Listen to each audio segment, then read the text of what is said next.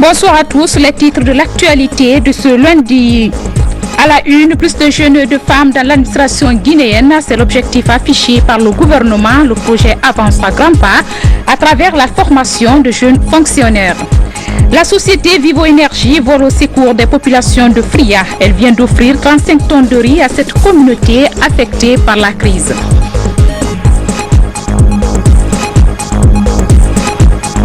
Et puis le textile guinéen de retour sur le marché international au pays de l'oncle Sam, une Guinéenne s'active pour vulgariser les produits des teinturières de Kindia. Vous aurez les échos dans ce journal. Mesdames et messieurs, bonsoir et bienvenue dans cette édition. Mais tout d'abord, ce décret du président de la République. Décret D/2013, numéro 128, PRG, SGG, portant rappel de la réglementation dans les eaux maritimes guinéennes. Le président de la République, vu la Constitution, décrète. Article 1er, seuls sont autorisés les bateaux de pêche de 2500 tonneaux de jauge brut TJB. Tout bateau de pêche au-dessus de 2500 TJB est strictement interdit. Tout transbordement en haute mer est interdit. Seuls sont autorisés les débarquements dans les ports de Conakry et Kamsar et en petite rade. Tout ravitaillement de bateaux en carburant est interdit en haute mer dans les eaux sous juridiction guinéenne. Conformément au code de la marine marchande en vigueur, l'octroi de pavillons de complaisance est interdit. Toute attitude visant à empêcher le fonctionnement régulier des balises et de tout autre équipement de signalisation des bateaux de pêche est une violation de la loi et sera puni comme tel. Article 2. Le ministre de la Pêche et de l'Aquaculture, le ministre délégué au transport et le préfet maritime sont chargés, chacun en ce qui le concerne, de l'application stricte des dispositions du présent décret. Article 3. Le présent décret sera enregistré et publié au journal officiel de la République. Conakry, le 29 juillet 2013, professeur Alpha Condé. Le président de la République suscite le dialogue avec les populations. Professeur Alpha Condé au milieu de son peuple. Une manière pour le chef de l'État de cerner les préoccupations afin de répondre aux attentes des Guinéens. Commentaire signé Yamoussa Sidibi. Il est devenu presque naturel de voir le professeur Alpha Condé à Grand Enjambé arpentant les ruelles des quartiers de Conakry.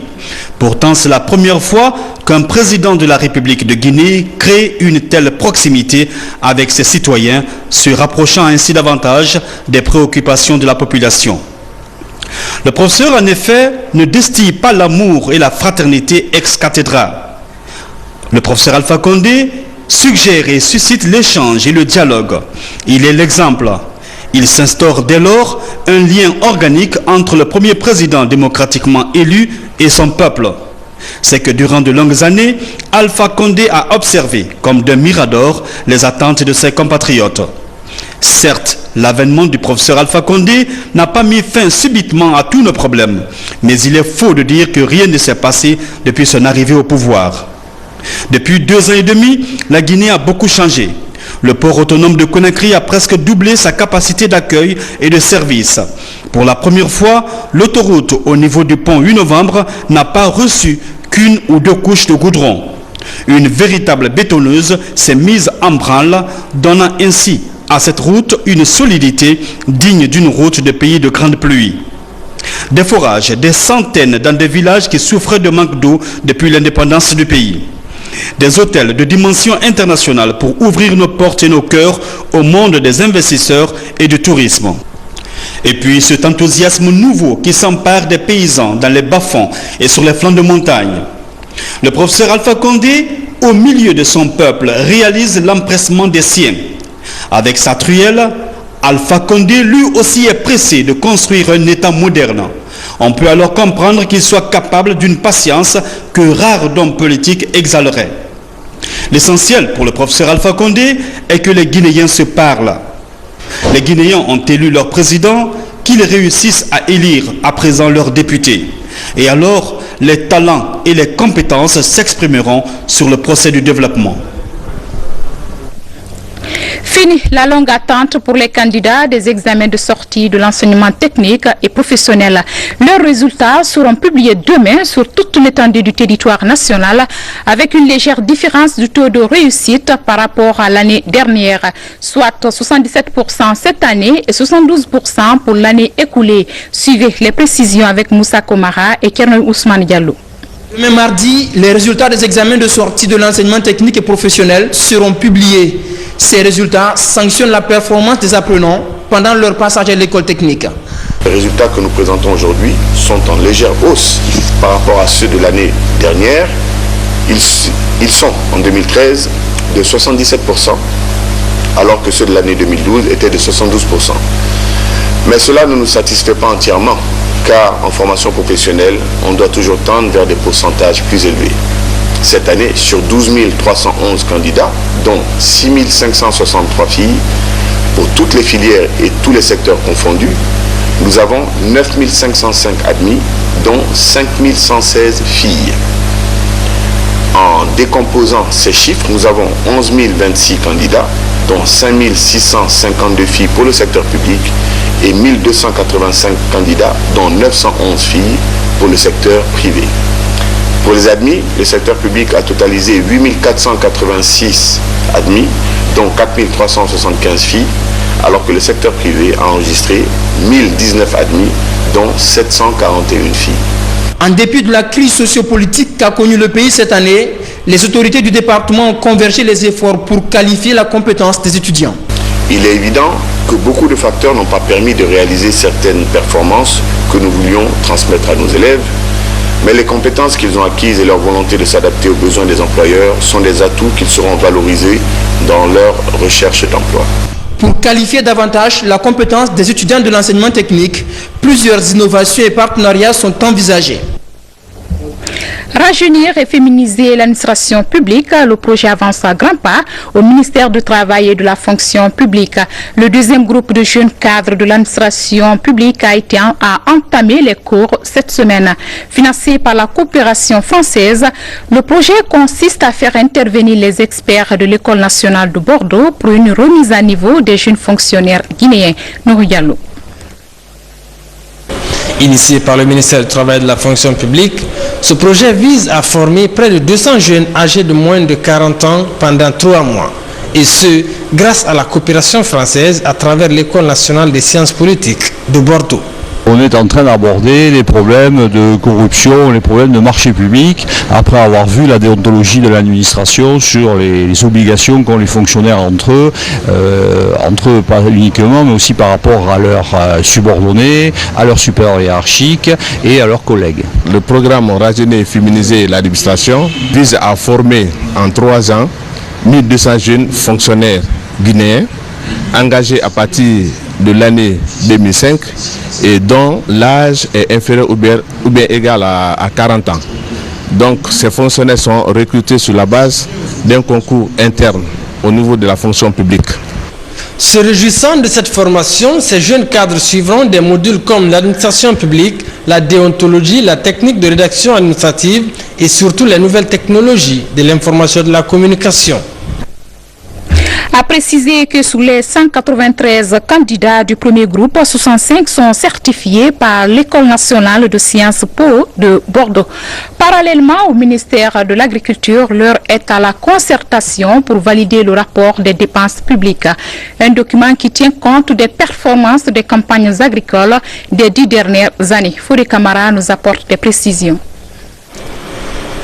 Sous le guide du tandem Banque mondiale gouvernement guinéen, cette centaine de congressistes passent à revue le projet de rapport des dépenses publiques dans le secteur agricole de 2003 à 2012, soit une période de 10 ans.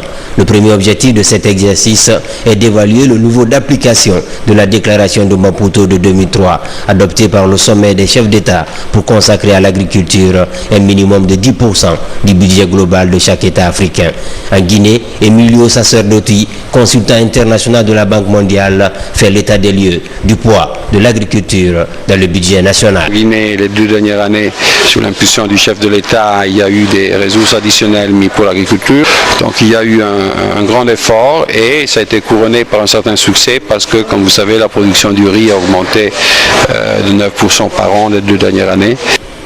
En tenant compte des recommandations des acteurs de tous les segments de la promotion du monde rural, la validation du rapport provisoire de la revue des dépenses publiques va redessiner le tableau des performances et des blocages du secteur agricole, notamment la faiblesse du système de suivi et évaluation des campagnes agricoles, l'accumulation des arriérés de paiement, le retard dans l'engagement des dépenses et la lenteur dans la procédure des marchés publics.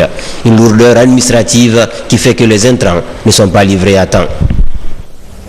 Coopération Guinée-Espagne, les militaires guinéens à l'école d'apprentissage de la langue espagnole. La formation se tient à l'école militaire interarmée sous la supervision d'un expert espagnol et concerne une quarantaine d'apprenants. Sergent Sanakamara, reportage. Ils sont une quarantaine d'officiers, sous-officiers et militaires du rang, issus de toutes les armées, à bénéficier de ce cours d'apprentissage de la langue espagnole.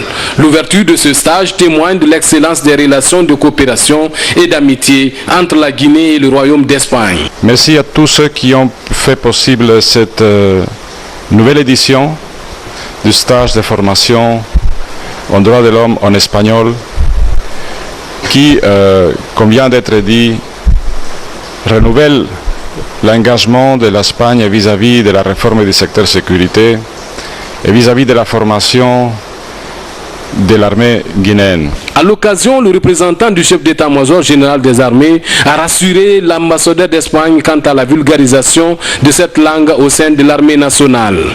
Je vous demanderai de donner le maximum d'efforts, de fournir le maximum d'efforts. À l'avenir, des sélections auront lieu pour vous permettre d'accéder à d'autres niveaux et même de bénéficier de bourses de stage. Ce stage, deuxième du nom, traduit toute l'attention des autorités militaires à la formation des soldats, sachant qu'elle constitue un impératif pour la réforme en cours du secteur de la sécurité.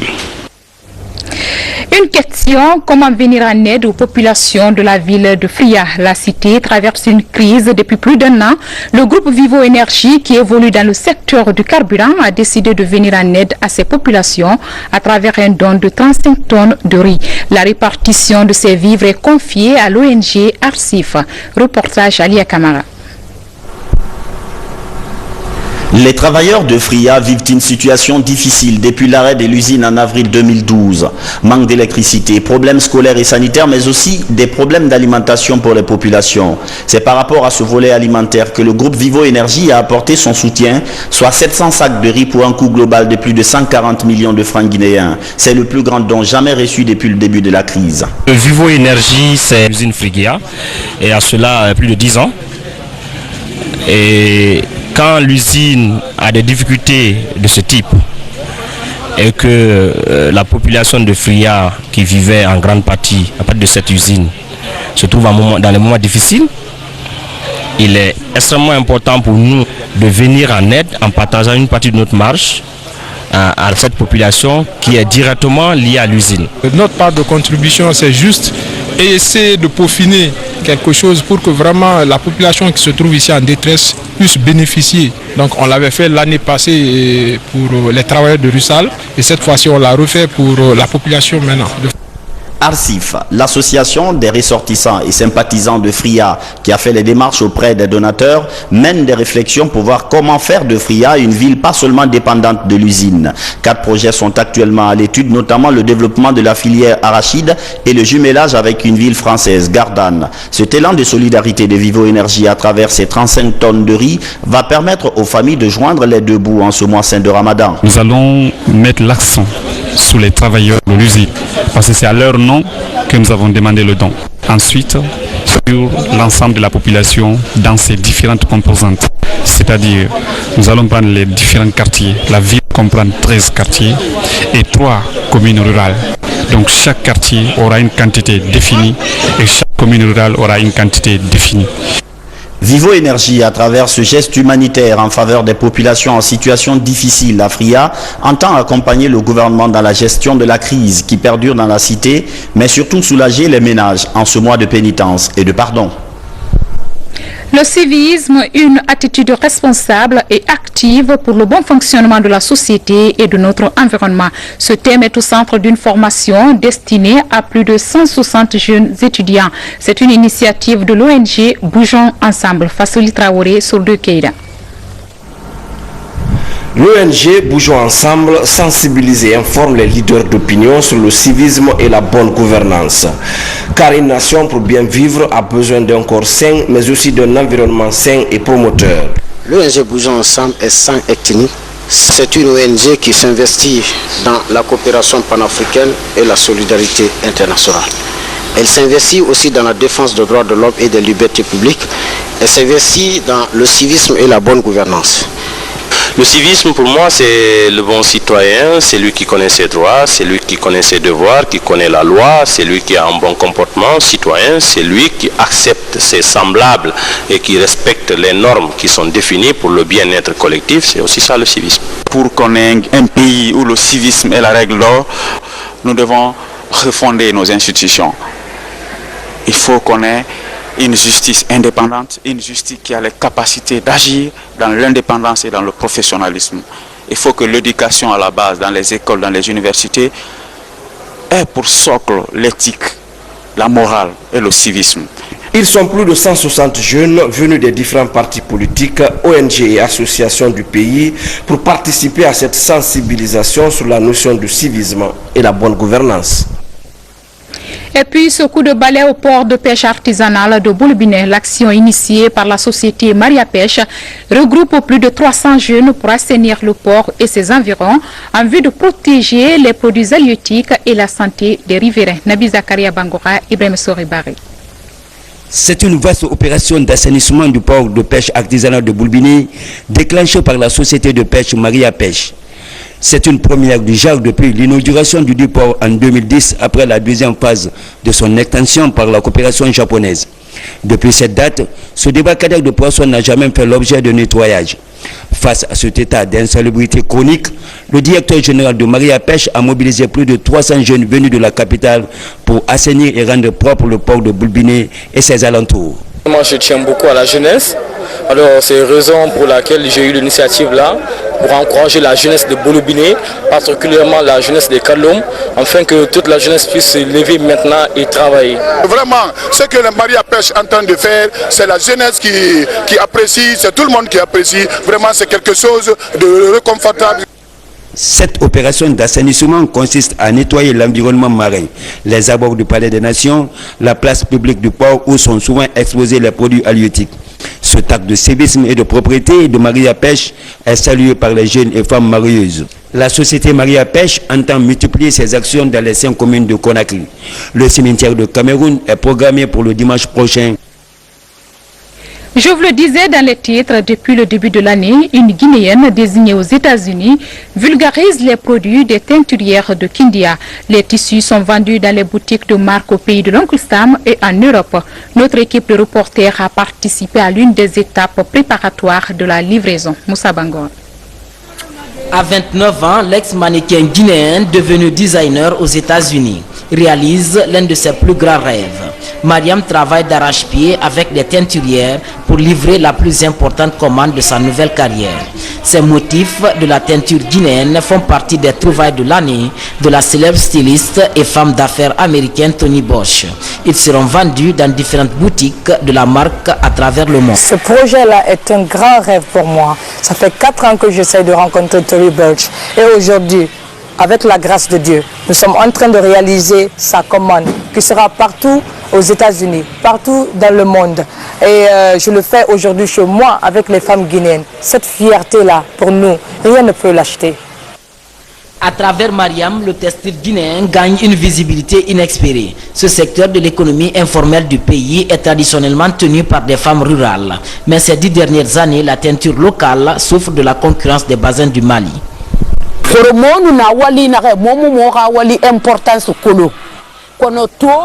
Ces dernières années, nous avons douté de l'importance de notre travail, mais avec cette importante commande, nous avons su la qualité de notre savoir-faire. Notre métier est valorisé maintenant à travers le monde. Nous gagnons de quoi garantir l'avenir de nos enfants. 83 boutiques américaines et européennes de Tory Burch attendent ces créations africaines de tenue d'été. Pour Mariam, en plus de la notoriété, la possibilité de renforcer le pouvoir économique des femmes de son pays s'offre à elle. Depuis 5 ans, sa fondation œuvre dans ce sens. Page découverte de ce journal, c'est un artiste, peintre, dessinateur et calligraphe à la fois. Son nom, Maurice Ancon, domicilié au quartier Petit Moscou dans la commune de Matam. Ses œuvres artistiques retiennent l'attention et séduisent plus d'un. Notre reporter Kerno Ousmane Diallo a rencontré pour vous cet artiste talentueux. Suivez. C'est une nouvelle journée de travail qui s'annonce pour Maurice Saïdou Sankon. À quelques mètres de sa demeure se trouve son atelier de décoration et de calligraphie, tout près de l'ambassade de la Russie, dans la commune de Matam. Sa spécialité, la confection des tableaux d'art et des calebasses décorées. Ce métier, Maurice l'exerce depuis 1970. Mais bien avant, il présentait les qualités d'un bon calligraphe. À bas âge, j'ai eu l'initiation de mon maître.